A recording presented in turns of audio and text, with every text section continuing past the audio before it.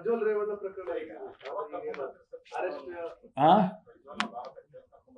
ನೋಡಿ, ಈಗಾಗಲೇ ಅವ್ರ ಬಗ್ಗೆ ನಾವು ಬ್ಲೂ ಕಾರ್ನರ್ ನೋಟಿಸ್ ಅನ್ನ ಇಶ್ಯೂ ಮಾಡಿದ್ದೀವಿ.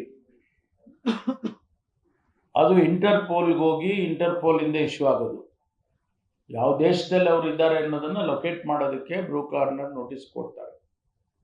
ಅವ್ರು ಇಲ್ಲಿವರೆಗೂ ಇಂಟರ್ಪೋಲ್ನವರು ನಮ್ಗೆ ಯಾವುದನ್ನು ಹೇಳಿಲ್ಲ, ಅಫಿಷಿಯಲ್ ಆಗಿ ಏನು ಹೇಳಿಲ್ಲ. ಸುಮ್ಮನೆ ಅನ್ಅಫಿಷಿಯಲ್ ಆಗಿ ಅಲ್ಲಿದ್ದಂತೆ ಇಲ್ಲಿದ್ದಂತೆ ಲಂಡನ್ಗೆ ಹೋದ, ಅಮೆರಿಕಾಗೆ ಹೋದ, ಈ ಕಡೆ ಹೋದ ಅಂತ ಹೇಳ್ತಾರೆ, ಜನ ಮಾತಾಡ್ತಾರೆ ಮತ್ತು ಮೀಡಿಯಾದಲ್ಲೂ ಕೂಡ ಬರ್ತಾ ಇದೆ. ಅಧಿಕೃತವಾಗಿ ಬ್ಲೂ ಕಾರ್ನರ್ ನೋಟಿಸಿಗೆ ಉತ್ತರ ಇನ್ನೂ ನಮಗೆ ಬಂದಿಲ್ಲ. ಅದಕ್ಕೆ ನಾವು ಒಂದು ಸ್ಟೆಪ್, ಯಾಕಂದ್ರೆ 2-3 ನೋಟಿಸ್ ಕೊಟ್ಟಿದ್ವಿ, ಅವರು ಬರೋಕ್ಕಾಗೋದಿಲ್ಲ, ಬಂದಿಲ್ಲ.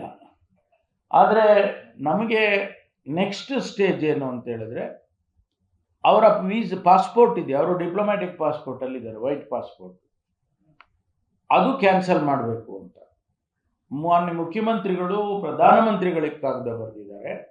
ಬೆಂಗಳೂರಿನಿಂದ ಮಂಗಳೂರುವರೆಗೆ, ಬೀದರ್ನಿಂದ ಚಾಮರಾಜನಗರದವರೆಗೆ ನಿಮ್ಮ ಸುದ್ದಿ ನಿಮ್ಮದೇ ಭಾಷೆಯಲ್ಲಿ. ಕರ್ನಾಟಕ ತಕ್.